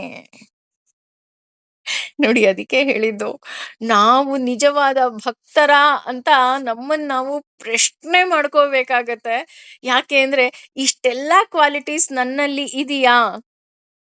ಪಾಪ, ನಾನು ನಿಜವಾದ ಭಕ್ತನೇ ಅಲ್ಲ, ಆದ್ರೆ ನಾನು ಭಗವಂತನಿಗೆ ಬ್ಲೇಮ್ ಮಾಡ್ತಾ ಇದ್ದೀನಿ. ನಾನ್ ನಿನ್ ಭಕ್ತ, ನೋಡು, ನೀನ್ ನನ್ನ ನೋಡೇ ಇಲ್ಲ ಅಂತ ನಾನು ಬ್ಲೇಮ್ ಮಾಡ್ತಾ ಇದ್ದೀನಿ. ಆದ್ರೆ ಪಾಪ, ನನಗೆ ಗೊತ್ತಿಲ್ಲ ಭಕ್ತನಾದವನ ಕ್ವಾಲಿಟೀಸ್ ಏನೇನ್ ಇರುತ್ತೆ ಅಂತ. ಹೇಳಿದ್ನಲ್ಲ, ನೀನು ಡಾಕ್ಟರ್ ಆಗ್ಬೇಕು ಅಂದ್ರೆ 10th, ಸೆಕೆಂಡ್ PU ಸೈನ್ಸು, ಆಮೇಲೆ ನೀಟ್ ಎಕ್ಸಾಮು, ಆಮೇಲೆ MBBS ಕಾಲೇಜು, ಆಮೇಲೆ ನೀನ್ ಡಾಕ್ಟರ್ ಆಗೋಕ್ಕಾಗೋದು. ನಾನ್ ಆರ್ಟ್ಸ್ ತಗೊಂಡ್ಬಿಟ್ಟು, ನೋಡ್ರಿ ಅವ್ರು ನನಗೆ MBBS ಕಾಲೇಜಲ್ಲಿ ಸೀಟೇ ಸಿಕ್ಲಿಲ್ಲ ಅಂತ ವಿದ್ಯಾರ್ಥಿ ಹೇಳಿದಾಗ ನಮ್ಗೆ ಏನ್ ಅನ್ಸುತ್ತೆ? ನಗು ಬರುತ್ತೆ. ದಡ್ಬಡ್ಡೆ ಆಯ್ತದೆ, ನಿನಗೆ ಬುದ್ಧಿ ಇಲ್ವಾ? ನೀನು ಡಾಕ್ಟರ್ ಓದ್ಬೇಕು ಅಂತ ಅಂದ್ರೆ, ನೀನ್ MBBS ಓದ್ಬೇಕು ಅಂದ್ರೆ ನೀನು PUC ನಲ್ಲೇ ಸೈನ್ಸ್ ತಗೋಬೇಕಿತ್ತು, ನೀಟ್ ಎಕ್ಸಾಮ್ ಬರಿಬೇಕಿತ್ತು. ಹಾಗೇನೆ ಇಲ್ಲಿ ಭಕ್ತನಾಗಿರೋನು ಅನಪೇಕ್ಷನಾಗಿರ್ಬೇಕು, ಶುಚಿರಾಗಿರ್ಬೇಕು, ದಕ್ಷನಾಗಿರ್ಬೇಕು, ಉದಾಸೀನನಾಗಿರ್ಬೇಕು, ಗತವ್ಯತನಾಗಿರ್ಬೇಕು, ಸರ್ವಾರಂಭ ಪರಿತ್ಯಾಗಿಯಾಗಿರ್ಬೇಕು. ಇದೆಲ್ಲ ನಾವ್ ಆಗಿದೀವ? ಸೊ ಭಗವಂತನಿಗೆ ಕಂಪ್ಲೇಂಟ್ ಮಾಡೋದು ಎಷ್ಟರ ಮಟ್ಟಿಗೆ ಸರಿ? ಯೋಚನೆ ಮಾಡಿ. ನೀವು ನಿಜವಾದ, ಅದಕ್ಕೆ ಅವನು ಹೇಳ್ತಾ ಇದ್ದಾನೆ, ಯೋಮದ್ ಭಕ್ತ ಸಮೇ ಪ್ರಿಯ. ಇಂಥ ಭಕ್ತನು, ಇಂಥ ಭಕ್ತ ನಿಜವಾದ ಭಕ್ತ, ಇಂಥವನ್ನ ನಾನು ಇಷ್ಟಪಡ್ತೀನಿ, ನಾನು ಪ್ರೀತಿಸ್ತೀನಿ, ಅವನನ್ನ ಕೈ ಹಿಡಿದು ರಕ್ಷಣೆ ಮಾಡ್ತೀನಿ. ಅಪ್ಪಿ ತಪ್ಪಿ ನಮಗೇನಾದ್ರೂ ಅಯ್ಯೋ ಭಗವಂತ ನನ್ನನ್ನ ರಕ್ಷಣೆ ಮಾಡ್ತಿಲ್ಲ ಅಂತ ನನಗ್ ಅನ್ನಿಸ್ತಿದೆ ಅಂತ ಅಂದ್ರೆ, ನಾನು ನಿಜವಾದ ಭಕ್ತನ, ಆ ಭಕ್ತನಿಗಿರೋ ಕ್ವಾಲಿಟೀಸ್ ಎಲ್ಲ ನನ್ನಲ್ಲಿ ಇದೆಯಾ ಅಂತ ನಾನು ಟೆಸ್ಟ್ ಮಾಡ್ಕೋಬೇಕಾಗತ್ತೆ. ಮಾಡ್ಕೊಂಡು ನನ್ನನ್ನ ನಾನು ಇನ್ನಷ್ಟು ಮತ್ತಷ್ಟು ಟ್ಯೂನ್ ಮಾಡ್ಕೋಬೇಕಾಗತ್ತೆ. ಅಯ್ಯೋ ಹೌದಾ, ನನ್ನಿಂದ ತಪ್ಪಾಗೋಯ್ತಾ? ಅಯ್ಯೋ, ನಾನು ಆರ್ಟ್ಸ್ ತಗೊಂಡ್ಬಿಟ್ಟಿದ್ದೀನ, ಇರಪ್ಪ ನಾನು PUC ಮತ್ತೆ ಓದ್ತೀನಿ, ಓದ್ಬಿಟ್ಟು ಸೆಕೆಂಡ್ PUC ನಲ್ಲಿ ಸೈನ್ಸೇ ತಗೊಂಡು ನೀಟ್ ಎಕ್ಸಾಮ್ ಬರೆದು ಅದರಲ್ಲಿ ಒಳ್ಳೆ ರ್ಯಾಂಕಿಂಗ್ ತಗೊಂಡು MBBS ಮಾಡ್ತೀನಿ ಅಂತ ಹೇಳಿ ಕೆಲವು ಮಕ್ಕಳು ಪಾಪ ತಪ್ಪು ಮಾಡಿದಾಗ ಅವ್ರು ಸರಿ ಮಾಡ್ಕೊಳ್ತಾರೆ. ಅದೇ ರೀತಿ ನಾವು ಸಹ ನಿಜವಾದ ಭಕ್ತರಲ್ಲ ಅಂದ್ರೆ, ಈಗ ಎಲ್ಲಾ ಕ್ವಾಲಿಟೀಸ್ ನನ್ನಲ್ಲಿ ಇಲ್ಲ ಅಂತ ಅಂದಾಗ ನಾನು ಏನ್ ಮಾಡ್ಬೇಕಾಗತ್ತೆ? ನನ್ನನ್ನ ನಾನು ಇನ್ನಷ್ಟು ಮತ್ತಷ್ಟು ಟ್ಯೂನ್ ಮಾಡ್ಕೋಬೇಕಾಗತ್ತೆ. ಆದ್ರೆ ಆ ಟ್ಯೂನ್ ಮಾಡ್ಕೋಬೇಕಾದ್ರೂ ಭಗವಂತನಿಗೆ ಮೊರೆ ಹೋಗ್ಬೇಕು. ಭಗವಂತ, ನನ್ನನ್ನು ಟ್ಯೂನ್ ಮಾಡಪ್ಪ, ನನಗ್ ಸರಿ ಹೋಗ್ಲಿಲ್ಲ, ನನಗ್ ಗೊತ್ತಾಗ್ಲಿಲ್ಲ. ಹೇಗೆ ಅಂದ್ರೆ, ಒಬ್ಬ ಒಳ್ಳೆಯ ವಿದ್ಯಾರ್ಥಿ ಶಿಕ್ಷಕರ ಬಳಿ ಹೋಗಿ ಹೇಳ್ತಾನೆ, ಟೀಚರ್, ನನಗೆ ಅರ್ಥ ಆಗ್ಲಿಲ್ಲ, ಇನ್ನೊಮ್ಮೆ ನಂಗೆ ಹೇಳ್ಕೊಡಿ, ನಾನು ಸರಿ ಮಾಡ್ಕೊಂತೀನಿ, ನಾನು ಅರ್ಥ ಮಾಡ್ಕೊಂತೀನಿ ಅಂತ. ಅದೇ ರೀತಿ ನಾವು ಭಗವಂತನಿಗೆ ಸರೆಂಡರ್ ಆಗ್ಬೇಕು. ಭಗವಂತ, ನಾನು ಟ್ಯೂನ್ ಮಾಡ್ಕೊಂತೀನಿ, ನನ್ನನ್ನು ಒಂದ್ ಸ್ವಲ್ಪ ಸರಿ ಮಾಡಪ್ಪ. ಮಾಡ್ಬೋದಲ್ವಾ ಈ ಎಲ್ಲಾ ಕೆಲಸವನ್ನ? ಆವಾಗ ಭಗವಂತ ನಮ್ಮನ್ನ ಕೈ ಹಿಡಿದು ನಡೆಸ್ತಾನೇನೋ ಯೋಚನೆ ಮಾಡ್ಬೇಕಾಗತ್ತೆ. ಅದೇ ಮುಂದುವರೆದು ಹೇಳ್ತಾ ಹೋಗ್ತಾನೆ, ಯೋ ನ ಹೃಷ್ಯತಿ ನ ದ್ವೇಷ್ಟಿ ನ ಶೋಚತಿ ನ ಕಾಂಕ್ಷತಿ ಶುಭಾಶುಭ ಪರಿತ್ಯಾಗಿ ಭಕ್ತಿಮಾನ್ಯ ಸಮೇ ಪ್ರಿಯ. ಯಹ, ಯಾರು, ನ ಹೃಷ್ಯತಿ, ಸಂತೋಷ ಪಡುವುದಿಲ್ಲವೋ, ನ ದ್ವೇಷ್ಟಿ, ದುಃಖಿಸುವುದಿಲ್ಲವೋ, ನ ಶೋಚತಿ, ಶೋಕಿಸುವುದಿಲ್ಲವೋ, ನ ಕಾಂಕ್ಷತಿ, ಅಪೇಕ್ಷೆಗಳಿಲ್ಲದಿರುವುದು, ಶುಭ, ಶುಭಕರವಾದ, ಅಶುಭಕರವಾದ, ಪರಿತ್ಯಾಗಿ, ಪರಿತ್ಯಜಿಸುವವನು, ಭಕ್ತಿಮಾನ್, ಭಕ್ತನು, ಯಹ, ಯಾರು, ಸಹ ಅವನು ಮೇ ನನಗೆ ಪ್ರಿಯ ಪ್ರೀತಿ ಪಾತ್ರನು. ಇಲ್ಲೂ ಅದೇ ಮುಂದುವರಿಸ್ಕೊಂಡು ಹೋಗ್ತಾ ಇದ್ದಾನೆ, ಯಾರನ್ನ ಅವನು ತುಂಬಾ ಪ್ರೀತಿಸ್ತಾನೆ ಅಂತ. ಯೋನ ಹರಿಷ್ಯತಿ ನ ದ್ವೇಷ್ಟಿ ಅಂದ್ರೆ ಒಬ್ಬ ನಿಜವಾದ ಭಕ್ತನಾಗಿರುವುದು ಯಾವುದಕ್ಕೂ ಹರ್ಷನೂ ಪಡುವುದಿಲ್ಲ, ಯಾವುದರಲ್ಲೂ ಸಹ ದೋಷವನ್ನು ಸಹ ಆತ ಹುಡುಕೋದಿಲ್ಲ. ಹೃಷ್ಯತಿ ಅಂದ್ರೆ ಇನ್ನೊಂದು ಅರ್ಥದಲ್ಲಿ ಅಧರ್ಮ ಮತ್ತೆ ಸುಳ್ಳು ಅನ್ನೋ ಅರ್ಥನೂ ಸಹ ಬರ್ತಾ ಹೋಗುತ್ತೆ. ಒಬ್ಬ ನಿಜವಾದ ಭಕ್ತನಾಗಿರೋನು ಅಧರ್ಮದ ಮಾರ್ಗದಲ್ಲಿ ಹೋಗೋದಿಲ್ಲ, ಸುಳ್ಳು ಹೇಳೋದಿಲ್ಲ. ಯಾವತ್ತಿಗೂ ಅಧರ್ಮದಿಂದ ಆತ ಸಂತೋಷ ಪಡೋದಿಲ್ಲ. ಆತ ಸಂತೋಷ ಪಡೋದು ಧರ್ಮದ ನಡೆಯಲ್ಲಿ ಇದ್ದಾಗ ಅಷ್ಟೆ. ಯಾಕೆ ಅಂತ ಅಂದ್ರೆ ನಮ್ಮೆಲ್ರಿಗೂ ಗೊತ್ತು, ಧರ್ಮ, ಅರ್ಥ, ಕಾಮ, ಮೋಕ್ಷ. ಅರ್ಥ ಮತ್ತೆ ಕಾಮದ ಹಿಂದೆ ನಾನು ಹೋಗ್ಬಿಟ್ಟಿದೀನಿ. ಮೋಕ್ಷ ಬೇಕು ಅಂದಾಗ ನಾನು ಧರ್ಮದ ಮಾರ್ಗವನ್ನ ನಾನು ಹಿಡಿಲೇಬೇಕು. ಅಂತಹ ನಿಜವಾದ ಭಕ್ತ ಯಾವಾಗ ಧರ್ಮ ಮಾರ್ಗವನ್ನ ಹಿಡಿತಾನೋ ಆಗ ಭಗವಂತ ಕೈ ಹಿಡಿದು ನಡೆಸ್ತಾನೆ ಅನ್ನುವಂತಹ ಪೂರ್ಣ ಪ್ರಮಾಣದ ನಂಬಿಕೆ ಆತನಿಗಿರುತ್ತೆ. ಹಾಗಾಗಿ ನಿಜವಾದ ಭಕ್ತ ತನ್ನ ಭಗವಂತ ಇಷ್ಟಪಡುವಂತಹ ಕೆಲಸಗಳನ್ನೇ ಮಾಡ್ತಾ ಹೋಗ್ತಾನೆ. ನಾವ್ ಯಾವಾಗ್ಲೂ ಅಷ್ಟೇ ನೀರಿನ ಹಾಗೆ ಇರಬೇಕು, ನೀರಿನ ಹನಿಯ ಹಾಗೆ ಅಂತ ಹೇಳ್ತಾ ಹೋಗ್ತಾರೆ. ಯಾಕೆ ಅಂತ ಅಂದ್ರೆ ಈಗ ಮಳೆ ಬರುತ್ತಲ್ವಾ, ಮಳೆ ಬಂದಾಗ ಎಲ್ಲಾ ಕಡೆ ನೀರ್ ಬೀಳುತ್ತೆ. ಆ ಒಂದು ಹನಿ ನೀರು ಹೋಗಿ ಕೆಸರಿನಲ್ಲಿ ಬಿದ್ದ್ಬಿಡ್ತು ಅಂದ್ರೆ ಅದು ಕೆಸರಾಗಿ ಹೋಗುತ್ತೆ. ಅರ್ಥ ಆಗ್ತಿದೆ ಅಂತ ಅನ್ಸುತ್ತೆ. ಒಂದು ಮಳೆ ನೀರು ಕೆಸರಿನಲ್ಲಿ ಬಿದ್ದಾಗ ಅದು ಕೆಸರಾಗಿ ಹೋಗುತ್ತೆ, ಕೊಚ್ಚೆ ಆಗಿ ಹೋಗುತ್ತೆ. ಅದೇ ಮಳೆ ನೀರು ಗಂಗೆಯಲ್ಲಿ ಒಂದು ಹನಿ ಬಿದ್ದ ತಕ್ಷಣ ಆ ಹನಿಯೂ ಸಹ ಗಂಗೆಯಾಗೋಗ್ಬಿಡುತ್ತೆ. ಅಥವಾ ಕಾದ ಹಂಚಿನ ಮೇಲೆ ಹಾಕಿದ ತಕ್ಷಣ ಆವಿಯಾಗಿ ಹೋಗ್ಬಿಡುತ್ತೆ. ಸೊ ನಾವು ಚೂಸ್ ಮಾಡ್ಬೇಕು ನಾನೇನಾಗ್ಬೇಕು ಅಂತ. ಅಂದ್ರೆ ಇಲ್ಲಿ ಕೊಚ್ಚೆಯಲ್ಲಿ ಬಿದ್ದ ತಕ್ಷಣ ಕೊಚ್ಚೆ ಆಗಿ ಹೋಗ್ಬಿಡುತ್ತೆ ಅಂತ ಅಂದ್ರೆ ನಮಗೆ ಅರಿವಿಲ್ಲದ ಹಾಗೆ ನಾವು ದುಷ್ಟರ ಸಹವಾಸವನ್ನ ಮಾಡಿದಾಗ, ಕೆಟ್ಟವರ ಯಾವಾಗ್ಲೂ ಯಾರೋ ಒಬ್ರು XYZ ಬೈತಾನೇ ಇರ್ತಾರೆ ಅಂತ ಅನ್ಕೊಳ್ಳೋಣ. ವಿತೌಟ್ ಅವರ್ ನಾಲೆಡ್ಜ್ ಅವ್ರ ಬೈಗುಳ ಎಲ್ಲ ಕೇಳಿ ಕೇಳಿ ಕೇಳಿ ಕೇಳಿ ಕೇಳಿ ನಮಗೂ ಅದೇ ಬಂದ್ಬಿಡುತ್ತೆ. ಅಥವಾ ಯಾರೋ ಪ್ರತಿನಿತ್ಯ ಮಂತ್ರವನ್ನ ಹೇಳ್ತಾ ಇರ್ತಾರೆ, ನಾವು ಹೇಳಲಿಲ್ಲ ಅಂದ್ರೂ ಕೇಳಿಸ್ಕೊಂತ ಕೇಳಿಸ್ಕೊಂತ ಕೇಳಿಸ್ಕೊಂತ ನಮಗೂ ಅದು ಬಂದ್ಬಿಡುತ್ತೆ. ಅದೇ ರೀತಿ ನಾವು ಸಜ್ಜನರ ಸಹವಾಸ ಮಾಡ್ಬೇಕಾ, ದುರ್ಜನರ ಸಹವಾಸ ಮಾಡ್ಬೇಕಾ, ಅಥವಾ ಈ ಕಷ್ಟದ ಈ ನಮ್ಮ ಲೋಕ ಏನಿದೆ ಇದಕ್ಕೆ ಹೆದ್ರು ಬಿಟ್ಟು ನಾವು ಹೋಗ್ಬಿಡ್ಬೇಕಾ, ಇದೆಲ್ಲ ನಮ್ಗೆ ಬಿಟ್ಬಿಟ್ಟಿದ್ದಾನೆ ಭಗವಂತ. ನೀನೇನಾಗ್ತೀಯ ಆಗು.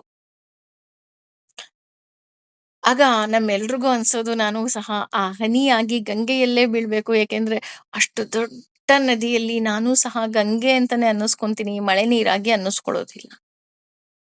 ಅದೇ ರೀತಿ ನ ಹೃಷ್ಯತಿ, ಆತ ಹರ್ಷ ಪಡೋದಿಲ್ಲ, ಆತ ಯಾರನ್ನು ದ್ವೇಷನೂ ಪಡೋದಿಲ್ಲ, ಆತ ಅಧರ್ಮದ ದಾರಿಯಲ್ಲಿ ಹೋಗೋದಿಲ್ಲ, ಆತ ಸುಳ್ಳು ಹೇಳೋದಿಲ್ಲ. ಧರ್ಮದಿಂದ ಆತನಿಗೆ ಬಹಳ ಖುಷಿ ಸಿಗ್ತಾ ಹೋಗತ್ತೆ. ಶೋಚತಿ, ಕೊರಗೋದಿಲ್ಲ. ಅಯ್ಯೋ ಹೀಗಾಗೋಯ್ತು, ಹೀಗಾಗಿದ್ರೆ ಹೀಗೆ, ಹಾಗಾಗ್ಬೇಕಿತ್ತು ಕಣ್ರಿ, ಇಲ್ಲ ಅಂದಿದ್ರೆ ಹೀಗೆ ರೀ, ಕೊರಗ್ತಾನೇ ಇರ್ತಾರೆ, ಹೇಳ್ತಾರೆ. ಈಗ ಏನೋ ಒಂದು ಹಾಸ್ಯವನ್ನ ಕೇಳ್ತೀರಾ, ಒಂದು ಸಲ ನಗ್ತೀರಾ. ಅದೇ ಹಾಸ್ಯವನ್ನ ಅಯ್ಯೋ ನಿಮಗೆ ಇಷ್ಟ ಆಯ್ತಾ, ಇರಿ ನಾನು ಹೇಳ್ತೀನಿ ಅಂತ ಮತ್ತೆ ಹೇಳಿದ್ರೆ ಅಯ್ಯೋ ಪಾಪ ಕಷ್ಟ ಪಟ್ಕೊಂಡು ಹೇಳ್ತಿದಾರಲ್ಲ ಅಂತ ಮತ್ತೆ ನಗ್ತೀರಾ. ಇನ್ನೂ ಒಂದ್ಸಲ ಹೇಳ್ದೆ ನಗ್ತೀರಾ ಪಾಪ.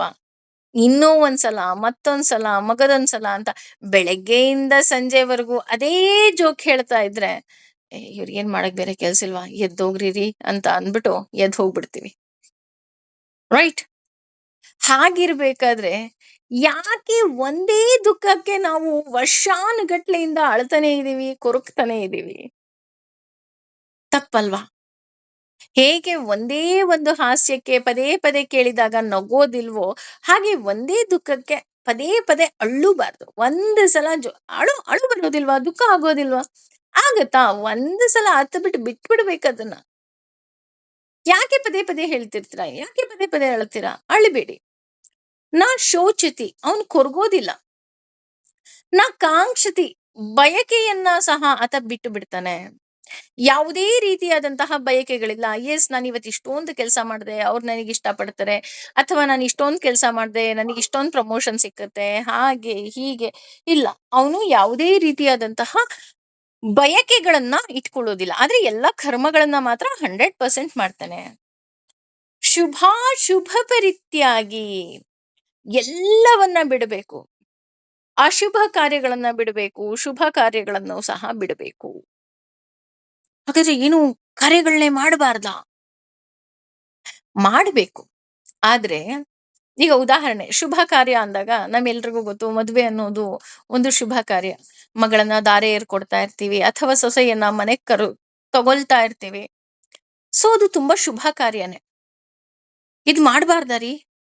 ಇದು ಮಾಡಬೇಕು. ಆದ್ರೆ ಇದು ಮಾಡಬೇಕಾದ್ರೆ ನಮ್ಗನ್ನಿಸ್ಬೇಕು, ಆ ವಧು ಆಗಿರುವವಳು ಲಕ್ಷ್ಮಿ ಆಗಿದ್ದಾಳೆ, ವರನಾಗಿರುವವನು ನಾರಾಯಣನಾಗಿದ್ದಾನೆ. ಇಲ್ಲಿ ಕೇವಲ ಮದುವೆ ನಡೀತಿಲ್ಲ, ಲಕ್ಷ್ಮೀ ನಾರಾಯಣರ ಕಲ್ಯಾಣೋತ್ಸವ ನಡೀತಾ ಇದೆ. ಭಗವಂತ ನನ್ನ ಕೈಯಲ್ಲಿ ಈ ಕಾರ್ಯವನ್ನ ಮಾಡಿಸ್ತಾ ಇದ್ದಾನೆ ಅನ್ನೋ ಒಂದು ಮನಸ್ಥಿತಿಯಲ್ಲಿ ನಾವು ಆ ಶುಭ ಕಾರ್ಯವನ್ನ ಮಾಡ್ಬೇಕಾಗತ್ತೆ. ಹಾಗಿದ್ರೆ ಅಶುಭ ಕಾರ್ಯವನ್ನ ಹೇಗ್ ಮಾಡೋದು? ನಮ್ಮೆಲ್ಲರಿಗೂ ಗೊತ್ತು. ಆ ಯಾರಾದ್ರೂ ಹೋದಾಗ ಕೆಲವು ಕಾರ್ಯಗಳನ್ನ ನಾವು ಮಾಡ್ಲೇಬೇಕಾಗತ್ತೆ. ಆಗ್ಲೂ ಅಷ್ಟೆ, ಆ ಆತ್ಮ ಭೂಮಿ ಮೇಲೆ ಹೇಗಿತ್ತೋ ಗೊತ್ತಿಲ್ಲ, ಆದ್ರೆ ಇದು ಹೋಗಿ ಭಗವಂತನನ್ನ ಸೇರ್ಲಿ ಅನ್ನುವಂತಹ ಮನಸ್ಥಿತಿ ನಮಗಿರ್ಬೇಕು. ಆಗ ಮಾತ್ರ ಆ ಶುಭ ಕಾರ್ಯದಲ್ಲಿ ಶುಭವನ್ನ, ಅಶುಭ ಕಾರ್ಯದಲ್ಲಿ ಅಶುಭವನ್ನ ನೋಡೋದಿಲ್ಲ. ಶುಭ ಶುಭ ಪರಿತ್ಯಾಗಿ ಎಲ್ಲಾ ಕಾರ್ಯಗಳಲ್ಲಿ ನಾವು ಭಗವಂತನನ್ನೇ ನೋಡ್ತಾ ಹೋಗ್ತೀವಿ. ಹೀಗಿರ್ಬೇಕಾದ್ರೆ ನಮಗನ್ಸುತ್ತೆ, ಆಗ ಭಗವಂತನೇ ಹೇಳ್ತಾನೆ, ಭಕ್ತಿಮಾನ್ಯ ಸಮೇ ಪ್ರಿಯ. ಇಂತಹ ಭಕ್ತಿಯುಳ್ಳಂತಹ ಮಾನವ ಏನಿದ್ದಾನೆ ಅವನು ನಾನು ಪ್ರೀತಿಸ್ತಾ ಹೋಗ್ತೀನಿ. ನಾವು ಈ ರೀತಿ ಕಾರ್ಯಗಳನ್ನ ಮಾಡಿದೀವ ಅಂತ ನಾವು ಯೋಚನೆ ಮಾಡ್ಬೇಕಾಗತ್ತೆ ಅಲ್ವಾ? ಹೌದಾ, ನಾನು ಈ ತರ ಕೆಲಸಗಳನ್ನ ಮಾಡ್ತೀನ, ಈ ತರ ಕಾರ್ಯಗಳನ್ನ ಮಾಡ್ತೀನ, ಅಲ್ಲಿಗೆ ನನ್ನ ಕಾರ್ಯದಲ್ಲಿ ಲೋಪ ದೋಷ ಇದೆಯಾ ಅಂತ ಹೇಳಿ ನನಗೆ ನಾನೇ ಪ್ರಶ್ನೆಯನ್ನ ಮಾಡ್ಕೋಬೇಕಾಗತ್ತೆ. ಇದು ಕೇವಲ 2 ಶ್ಲೋಕ ಅಥವಾ 2 ಶ್ಲೋಕದ ಅರ್ಥ ತಿಳ್ಕೊಳ್ತಾ ಇದ್ದೀವಿ ಅಂತ ಅಲ್ಲ. ಭಗವಂತ ನಮಗೆ ಅವನ ಭಕ್ತನಾಗಿರುವವನು ಹೇಗಿದ್ದಾನೆ, ಅಂತಹ ಭಕ್ತನನ್ನ ನಾನು ಪ್ರೀತಿಸ್ತೀನಿ ಅಂತ ಭಗವಂತ ಹೇಳ್ತಾ ಇದ್ದಾನೆ ಅಂದಾಗ, ಆ ಭಕ್ತನ ಕ್ವಾಲಿಟೀಸ್ ನನ್ನಲ್ಲಿ ಇದೆಯಾ ಅಂತ ನಾನು 100 ಬಾರಿ ಯೋಚನೆ ಮಾಡ್ಬೇಕಾಗತ್ತೆ. ಅಂದ್ರೆ ನನಗೆ ಕೆಪಾಸಿಟಿ ಇದೆಯಾ ನೀಟ್ ಮಾಡಕ್ಕೆ ಅಂತ ಒಬ್ಬ ಸ್ಟೂಡೆಂಟ್ ಹೇಗೆ ಯೋಚನೆ ಮಾಡ್ತಾನೆ, ಅದೇ ರೀತಿ ನಾನು ಯೋಚನೆ ಮಾಡ್ಬೇಕು, ನಾನು ಭಕ್ತನಾಗಿರೋದಿಕ್ಕೆ ಯೋಗ್ಯತೆ ಇದೆಯಾ? ಏಕೆ ಅಂತಂದ್ರೆ ಭಗವಂತ ನನ್ನನ್ನ ಪ್ರೀತಿಸ್ತಾನೆ, ಯಾರೋ ಒಬ್ಬ ಮನುಷ್ಯ ಅಲ್ಲ, ಭಗವಂತ ಅವನು ನನ್ನನ್ನ ಪ್ರೀತಿಸ್ತಾ ಇದ್ದಾನೆ ಅಂದ್ರೆ ಅಷ್ಟೂ ಕ್ವಾಲಿಟೀಸ್ ನನ್ನಲ್ಲಿ ಇದೆಯಾ? ಏಕೆಂದ್ರೆ ಇದಕ್ಕಿದ್ದ ಹಾಗೆ ಒಬ್ಬ ಶ್ರೀಮಂತರ ಮಗ ಬಂದು ಒಬ್ಬ ಬಡವರ ಮನೆಯ ಹುಡುಗಿಯ ಕೈನ ಕೇಳ್ತಾ ಇದ್ದಾನೆ, ನಮಗ್ ಮದ್ವೆ ಮಾಡ್ಕೊಡಿ ಅಂತ ಕೇಳ್ತಿದ್ದಾನೆ ಅಂದ್ರೆ, ಅಯ್ಯೋ ಹೌದಾ, ಅವ್ರನ್ ಮದ್ವೆ ಆಗೋ ಶಕ್ತಿ ನಮ್ಗಿದ್ಯಾ ಅಂತ ನಾವ್ ಹೇಗ್ ಯೋಚನೆ ಮಾಡ್ತೀವಿ, ಅದೇ ರೀತಿ ಈ ಜಗತ್ತಿನ ಒಡೆಯ, ಈ ಜಗತ್ತಿನ ಶ್ರೀಮಂತ ಭಗವಂತನಾಗಿದ್ದಾನೆ. ಅವನ ಪ್ರಿಯಕರರಾಗಿ ಹೇಳ್ತಾಳಲ್ಲ, ಮೀರಾ ಹೇಳ್ತಾ ಹೋಗ್ತಾಳೆ, ಭಗವಂತನನ್ನ ಪ್ರೀತಿಸ್ಬೇಕು ಅಂದ್ರೆ ಎಲ್ಲರಿಗೂ ಸ್ತ್ರೀ ಮನಸ್ಥಿತಿ ಇರ್ಬೇಕು, ಅಂದ್ರೆ ಸಮರ್ಪಣಾ ಭಾವ ಇರ್ಬೇಕು ಅಂತ. ನನಗೆ ಆ ಸ್ತ್ರೀ ಭಾವದಲ್ಲಿ ಇದೆಯಾ? ನಾನು ನನ್ನ ಭಗವಂತನನ್ನ ಪ್ರೀತಿಸಬಹುದಾ? ಅಥವಾ ನನ್ನನ್ನ ನಿಜವಾಗ್ಲೂ ಅವನು ಇಷ್ಟ ಪಡ್ತಾನ ಅಲ್ವಾ? ಹೇಳ್ತಾರಲ್ಲ, ಯಾರೋ ಒಬ್ರು ಬಂದ್ಬಿಟ್ಟು ಇಂತಹವ್ರನ್ನ ಪ್ರೀತಿಸ್ತಿದ್ದಾರೆ ಅಂದ ತಕ್ಷಣ, ಅಯ್ಯೋ ಅಂತವ್ರು ನನ್ ಪ್ರೀತಿಸ್ತಾರ ಅಂತ ಒಂದು ಹೇಗೆ ಬಾಯಿ ಮೇಲೆ ಬೆಟ್ಟಿಟ್ಕೊಂತೀವಿ, ಅಂತಹದ್ರಲ್ಲಿ ಈ ಜಗತ್ತಿನ ಒಡೆಯ ಅವನು ನಮ್ಮನ್ನ ಪ್ರೀತಿಸ್ತಾನೆ ಅನ್ಬೇಕಾರೆ ಇಷ್ಟು ಕ್ವಾಲಿಟೀಸ್ ಇಲ್ಲ ಅಂದ್ರೆ ಹೇಗೆ ಅಲ್ವಾ? ನೋಡಿ ಯೋಚನೆ ಮಾಡೋಣ. ಹಾಗೆ ನಮ್ಮನ್ನ ನಾವು ಇನ್ನಷ್ಟು ಮತ್ತಷ್ಟು ಟ್ಯೂನ್ ಮಾಡ್ಕೋಬೇಕು. ಯಾರೋ ಟ್ಯೂನ್ ಮಾಡೋದಿಕ್ ಸಾಧ್ಯನೇ ಇಲ್ಲ. ನಮಗ್ ನಾವೇ ಟ್ಯೂನ್ ಮಾಡ್ಕೋಬೇಕು. ಆ ಕೆಲಸವನ್ನ ಮಾತ್ರ ಖಂಡಿತ ಮಾಡೋಣ.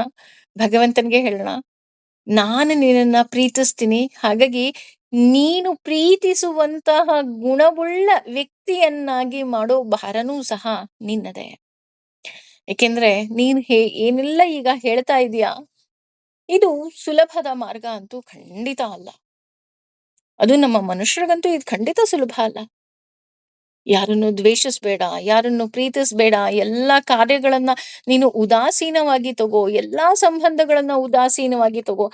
ಅಥವಾ ನೀನು ದಕ್ಷನಾಗಿದ್ಯಾ ಅಂತ ನೀನ್ ಹೇಳ್ತಾ ಇದೀಯಾ ಅಂದ್ರೆ ನನಗಂತೂ ಭಯ ಆಗ್ತಿದೆ ತಂದೆ. ಹಾಗಾಗಿ ನಿನ್ನನ್ನ ಈಗ ಹೇಗೆ ಅಂದ್ರೆ, ನಾನೊಂದು ಜೇಡಿ ಮಣ್ಣಪ್ಪ, ಈ ಜೇಡಿ ಮಣ್ಣನ್ನ ವಿಗ್ರಹವನ್ನು ಅಥವಾ ಮಡಿಕೆ ಮಾಡುವಂತಹ ಕುಂಬಾರ ನೀನು. ಆ ಕೆಲಸವನ್ನ ನೀನು ಮಾಡು ತಂದೆ ಅಂತ ಹೇಳಿ ನಾವು ಅವನಿಗೆ ಶರಣಾಗೋಣ. ಸರ್ವಂ ಶ್ರೀ ಕೃಷ್ಣಾರ್ಪಣಮಸ್ತು. ಸರ್ವೇ ಜನ ಸುಖಿನೋ ಭವಂತು. ಸಮಸ್ತ ಸನ್ಮಂಗಲಾನಿ ಭವಂತು. ಭಗವಂತ ನಮ್ಮನ್ನ ಒಳ್ಳೆ ಮಡಿಕೆಯನ್ನಾಗಿ ಮಾಡುವ ಭಾರ ಅವನದು. ಹಾಗಾಗಿ ನಮ್ಮ ಜೀವನದ ಕುಂಬಾರನಾಗಿ ಅವನೇ ಇರ್ಲಿ. ಅವನು ನಮ್ಮನ್ನ ಯಾವ ರೀತಿ ಮಾಡ್ತಾನೆ ಅಂತ ನಾವು ಯೋಚನೆ ಮಾಡೋಣ. ಬಿಕಾಸ್ ಇದು ಯಾವುದು ಸಹ ನಮ್ಮ ಕೈಯಲ್ಲಂತೂ ಖಂಡಿತ ಇಲ್ಲ ಅಲ್ವಾ. ಸರ್ವಂ ಶ್ರೀ ಕೃಷ್ಣಾರ್ಪಣಮಸ್ತು.